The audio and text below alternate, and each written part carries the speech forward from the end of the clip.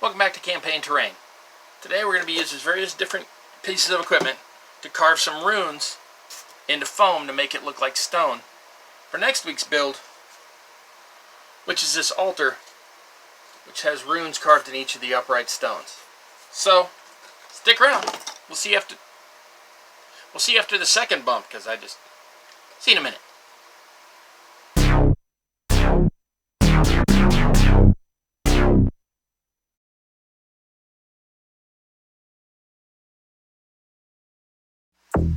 Alright, so what are we going to need for this build? First off, and this is absolutely most important, breather. Not just one of the little paper like COVID masks like you see people wearing around to the grocery store. You need an actual respirator that's got a good filter on it. N95 needs to stop the particulates coming through, needs to stop the smoke. These put out a lot of fumes. Second, a fan. I don't know if you can hear it, but over that way I have a big fan blowing straight across me. I am not in a particularly well-ventilated area, which is number 3. You should be in a particularly well-ventilated area. I suggest outdoors. So, breather, fan, good ventilation. Then, you're going to need the foam itself. I'm using both EPS, which is expanded polystyrene, and XPS, which is extruded polystyrene. The EPS is the stuff with the little beads in it. The XPS is, well, not. This is the insulation for like houses and things. This is the stuff that gets used in packaging a lot. So, foam. You're going to need things to make heat. There are 4 options for this. Actually 5 options, but we'll go with 4. You need a soldering iron, or 2. I have an adjustable one that goes from 200 degrees Celsius all the way up to, I think it's 475, and I have found that the best for me with my particular setup is 235 degrees Celsius. So this one has multiple adjustable tips on it, which you can see in here, and for making these runes I'm using the sharpest one. It's a little pinpoint here. My other soldering iron has a similarly shaped tip on it. Now, these come in radically different prices. Mine, I have seen anywhere from $20 to $250 for a similar one with adjustable. Some come in Celsius, some come in Fahrenheit, some show you both, whichever. Mine, I happened to get for free because I saw it laying around somewhere and it wasn't being used. I'm like, yoink! And so I got one that was being unused and I'm putting it to good use. They are a little pricey. So this one is $3. So that one's not pricey at all. The other type of heat thing we have, we have one of the hot wire cutters that's the wand kind, not the kind with the connection on both sides. And this has an on-off switch. It works on a phone battery, or a phone brick, phone wall plug. So your wall plug matters. If you have one that doesn't charge phones very well, you don't want to use that one. If you have one that charges a phone like quick, that's the one to use with this. You want to use as good a phone brick as possible, and this does have the normal USB plug-in at the other end. This one is great because it heats up in about 30 seconds and it cools off in about 15 seconds. So if I turn it on, which I'm not right now, but if I turn it on, let it wait about a minute, turn it off, wait about 15 seconds, you can touch this wire again. It's already cooled off. You're not going to accidentally burn anything. This sucker stays hot for a long time. And this one cools down fairly quickly, but it still needs to be kept in its little rack here so that you don't accidentally bump anything with it.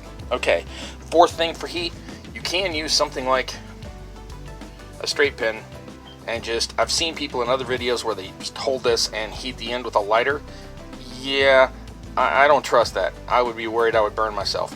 I did try to use this with a pair of pliers holding it, and I found out that I did not have enough control because I'm trying to keep this squeezed shut while it's hot and make the designs. So for this demo, I'm not even showing you this. I'm just showing that there are other options. You can just take a piece of like a straight pen or a thin piece of wire, paper clip, something, and just heat it and use it for the same things we're doing, but that's on you. I'm not doing it that way, and I'm suggesting you don't. Okay, I don't want to potentially melt my cutting mat, so I've got this piece of cardboard, so if I accidentally bump it with something hot, it hurts. It messes it. If anything, it messes up the cardboard. It doesn't put a big gouge in my mat or anything. So probably want to work something non-meltable as a workspace. And last, I have this book of source materials, which I draw little symbols and pictures and glyphs and sigils all the time. I find them different places and I emulate them. None of these are exact copies from anywhere else, mostly because, well, I don't have the skill to exactly copy. If I tried, I'd get it wrong anyway. So these are just suggested from other places, but I have a lot of different styles. So if I want something dwarfy, I've got that. If I want something elfy, I've got that. If I want something orky, I've got that. So today we're just using some random ones that I found, and we're using some that are similar to this. The one I'm using today isn't even in here. All I'm doing is the same one over and over, and you should be able to see this. I'm using one that is essentially, nope, you're not going to see that at all. Let me grab a marker. For all of these, I'm recreating the same shapes over and over again so that we can compare apples to apples on the shapes. So the one I'm doing is essentially a funky letter S with a longer line, a shorter line, and a little mark over here. Doesn't mean anything. I just made it up on the fly as I was doing it. That's it. I'm also doing two concentric shapes. I'm doing a square and with a square inside it, and I'm also doing a circle with a circle inside it. So those are the shapes that we'll be seeing today, and that's it. So some type of source material, even if you're just making it up, something to work on, some type of heating wire, foam to do it with, and definitely safety equipment. Alright, let me arrange some of these, plug some of these in, turn some of these on, and I will be right back once I have a mask on. It's going to be a little difficult to hear me, but I think we'll get through it because I'm not going to be saying much. Okay, I've got all of these on. They're all hot. They're all ready to go. And I'm going to go left to right here. I'm going to do what I'm calling soldering iron 1, the hot wire, and soldering iron 2. And I'm going to put that S shape in each of these once, 2 times, 3rd time. Once with this, once with this, once with this, in order across.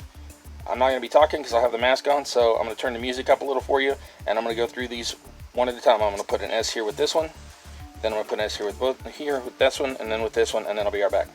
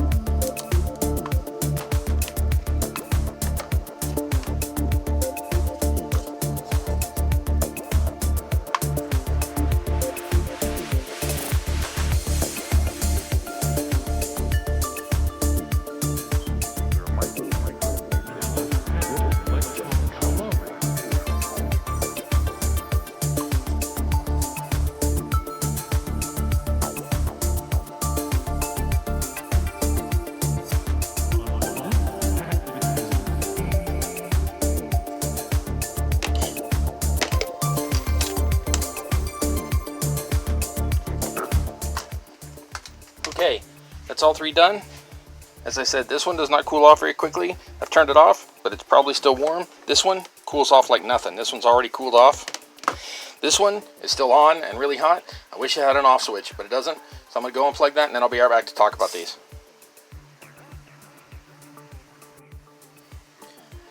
Okay, got everything put over here for safety. Everything's cooled off. Nothing's getting burnt. This can actually go away.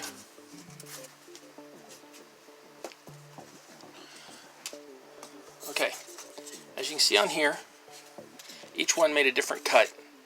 It should show up pretty well in the shadows. If not, I've got some over here that I'll show you in a moment. Each one did a different style of cut. Now this one is soldering iron 1, and it will do the same thing as soldering iron 2 if you crank the heat up. I don't know what temperature soldering iron 2 is at, but it only works if you are really confident what you're drawing and have a quick hand. It's not a problem to use it as long as you know what you're drawing, but it can melt too much foam away really quickly if you pause, if you stutter, at whatever, because it is putting out a lot more heat than either of the other two. Here's some other practice examples I did. These were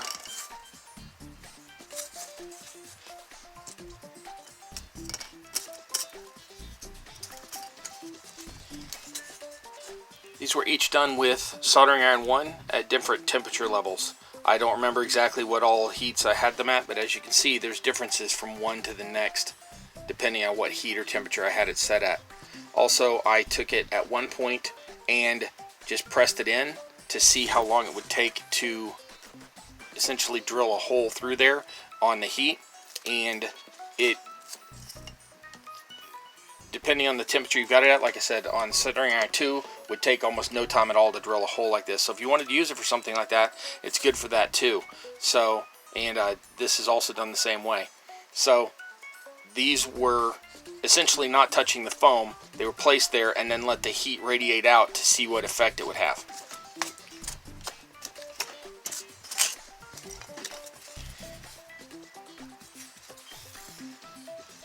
Sorry about the scar through this. I did that after the fact. I was just messing around with seeing the heat. I should have saved this one. But if you look at the lines in each of these, each one of these is from soldering iron 1 with a slightly higher temperature. This is in the 375 degree range, and this is down at that. This is 220, I believe. This is 230, 40, 250, and then I jumped to the 300s. So it was like 320, 40, 50, and 75, I believe. But you can see that there are differences in the widths of the gap and the smoothness of the transition into the channel based on the different temperatures. Now, I accidentally got a little bit of paint on the inside of these. These were designed, I was going to show you so that they, in case these did not show up very well, I was going to have these so you could see the different channels. So this is obviously with the white packing foam, and as I said, 235 degrees Celsius on the first soldering iron there, and 3 of those glyphs in the 2 concentric shapes. Then with the foam cutter, now this is all at the tip. The foam cutter actually gets much hotter about halfway down that shaft. So obviously these are done with just the tip of it. It's really designed for cutting through things or drilling holes through foam. It's not really designed for this project, and in fact it's not very good at it. It gets very ragged edges. It sort of catches. If you look, the tip, I don't know if you can see this since it's blackened. The tip is not round. It's a little flattened curve. It's sort of where the tube holds the electrode or the conductive wire inside. Like they crimped it at the end, but it's still a slight curvature to that. So it's not really designed to get hot on the end, and I don't necessarily suggest it, but it can do a good job. Now these I went a little slower on. You can tell by how much wavier my lines are. That's because I was moving slower, and you're never as steady when you're moving in a slower motion. So that's those on the EPS, and then here on the XPS, same thing. I've got soldering iron 2 much deeper grooves. I've got soldering iron 1 set at that 235, which I'm really like, and those are good grooves but with plenty of heat so that I can make a nice steady cut by pulling the wire through, or the tip of the electrode through quickly, and then the foam cutter tip in the middle, which is adequate. And depending on what, if you're going for something really orky or otherwise goblin-y or something and you want it to be a little more jagged, those are great. So that's what I've got for you. Alright, I hope it's been informative, and you'll see some of these again next week, because next week's build is this little altar I'm working on, and as you can see, I've got some runes in that. So I hope to see you next week. If you're going to take off now, that's fine. Please remember to follow us on social media. I love you, and I will catch you next time. If you stick around after this next bump, I'm going to have just a few more close-up shots of this and a quick description of what's coming up next week and some plans for the channel. So I hope you've enjoyed it. Thanks for coming to Campaign Terrain. I'll either see you after the bump or next week. Thanks.